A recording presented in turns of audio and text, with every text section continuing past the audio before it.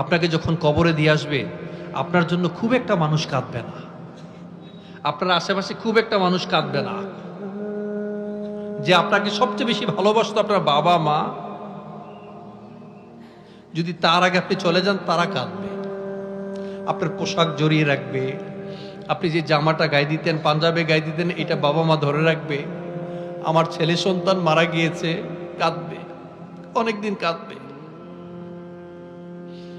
আপনার ছেলে সন্তান যারা আছে, আপনার সম্পদ ভাগাভাগিতে লিপ্ত হবে।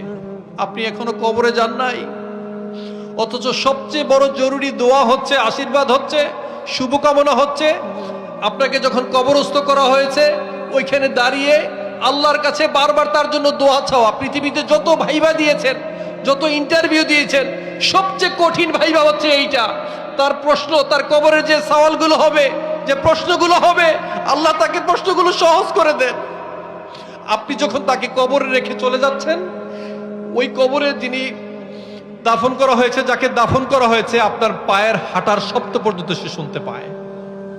আপনি যদি দোয়া করতে পারেন তার জন্য, হে আল্লাহ তার বিচারকে সহজ করে দেন, তাকে মাফ করে দেন, তার এই ভাইবাটা আল্লাহ সহজ করে দেন, তার জন্য এটা উপকারে আসবে।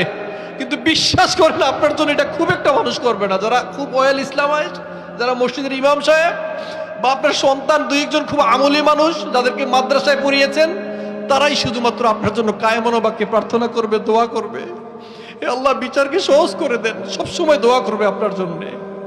আর বাকি কিচ্ছু, নাথিং এলস, আপনার জন্য কেউ দোয়া করবে না বাবাজিরা।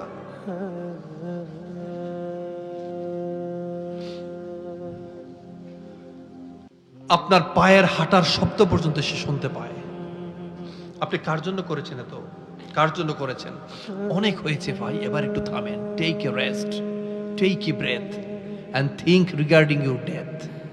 All of us must die. There is no doubt in it.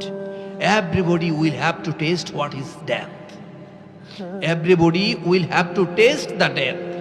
মৃত্যুকে পালিয়ে বেড়ানোর কোনো সুযোগ নাই।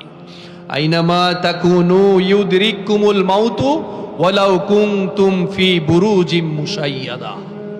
আপনি যেখানে লুকিয়ে থাকেন না কেন, যেখানে লুকিয়ে থাকেন, সাদ্দামের ব্যাংকারে যান, আর হিটলারের ব্যাংকারে যান, আর হোয়াইট হাউসে যান, বা পাশের দাদার দেশে লুকিয়ে থাকলেও আপনি বাঁচতে পারবেন না।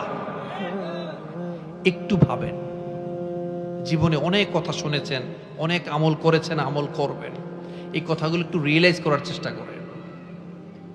আপনি মারা যাবেন, আপনি যদি ভালো করেন ভালো পাবেন, খারাপ করলে খারাপ পাবেন। এই জন্য হযরত ওমর বলতেন, মুতু কবলা আনতা মুতু, হাসিবু কবলা আনতু হাসাবু। Try to calculate yourself before your final calculation. মরার আগে একবার নিজের হিসাবটা করো না। কি করেছেন একবার নিজের হিসাবটা নিজে করেন না।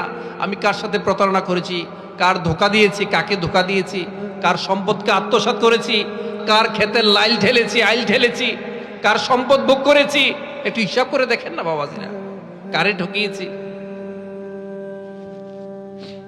একদিন পৃথিবীতে আপনি আউলিয়া ছিলেন, আপনি দেউলিয়া হয়ে উঠবেন।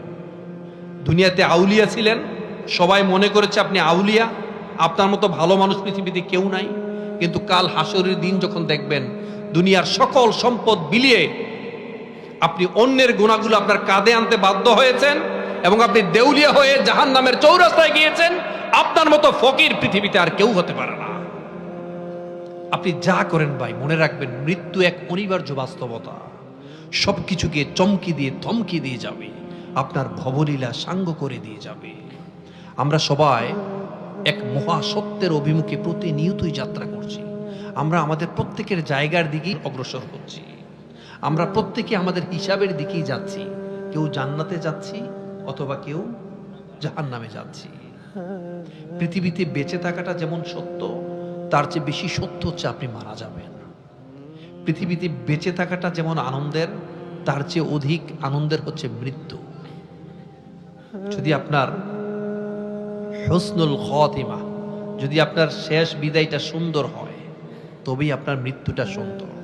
আপনার the day of judgement, the day of resurrection, the day of accountability যদি সমৃদ্ধ হয়, সুন্দর হয়, দুনিয়াতে যদি চিটিং বাটপারি কম করতে পারি, দুনিয়াতে যদি অন্যের হক নষ্ট না করি, অন্যকে ক্ষতি না করি, রাতের অন্ধকারে অন্যের ফল চুরি না করি, দেশের সম্পদ হাজার হাজার কোটি টাকা দেশের বাইরে পাচার না করি।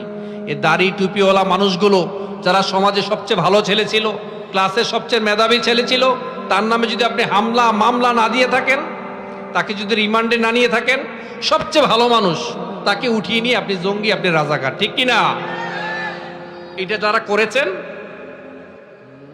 আপনি বিশ্বাস করেন আপনার পরকালের হিসাব তো অনেক পরে, দুনিয়াতে থাকতেই রক্তের ঋণ রক্ত দিয়ে শোধ করা লাগবে বাবাজিরা, মনে রাখবেন। আমাদের সমাজে অনেক মানুষ আছে, আমাদের এত অন্ধ অনুকরণ, এত অন্ধ বিশ্বাস। আমি জানি যে এই লোকটা সন্ত্রাস, এই লোকটা খুনি, এই লোকটা প্রতারক, এই লোকটা হাজার হাজার কোটি টাকা লাপাত্তা করে দিয়েছে, এরপর আমি এই লোকটাকে অনুসরণ করি, ঠিক কিনা? বলে এর মতো ভালো মানুষ পৃথিবীতে কেউ নাই। না ভাই, রক্তের ঋণ রক্ত দিয়ে শোধ করা লাগবে।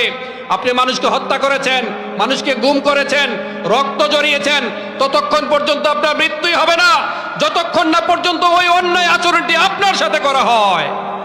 অপেক্ষা করেন, আপনি যাবেন, আপনি শেষ হবেন, আপনাকে গোরস্থানে কবরে দিয়ে আসবে, বাঁশ দিয়ে চাপা দিবে, তারপর মাটি দিয়ে চাপা দিবে। অন্ধকার, এই অন্ধকার যেন আর শেষ হতে চায় না। এত অন্ধকার আপনাকে রেখে চলে আসবে। অনেকে জানাজায় যাবে, বিরক্ত হয়ে যাবে, অনেকে জানাজায় বিরক্ত হয়ে যাবে, কারণ অনেকের মন খারাপ হবে, আমি যদি জানাজায় না যাই, একটু বিরক্ত হবে না কি না কি মনে করে। এবং অনেক মানুষ যাবে, ওখানে গেলে যে 2 কিরাত সওয়াব পাবে, এটাও তার মনে থাকবে না। কোন রকমে জানাজা শেষ করেই খুঁজবে খাবারের জায়গাটা কোথায়। আবার খাবার না খাওয়াতে পারলে শুধু বদনাম আর বদনাম। আবার খাবার খাইয়েছেন, খাবার খাওয়ার পরে খাবার স্বাদ হয় নাই, গোশত শক্ত হয়েছে, ফার্মের মুরগি খাওয়াইছে, তাই না? এই বদনাম। কিরামান কাতিবিনা ইয়ালামুনা মা তাফআলুন, all types of your activities are being recorded properly.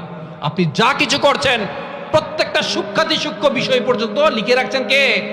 আফা হাসিবতুম আন্নামা খলাকনাকুম আবাসা ওয়া আন্নাকুম ইলাইনা লা তুরজাউন। তুমি কি মনে করেছো তুমি এমনি এমনি তোমাকে সৃষ্টি করা হয়েছে, আমার কাছে কখনো আসতে হবে না,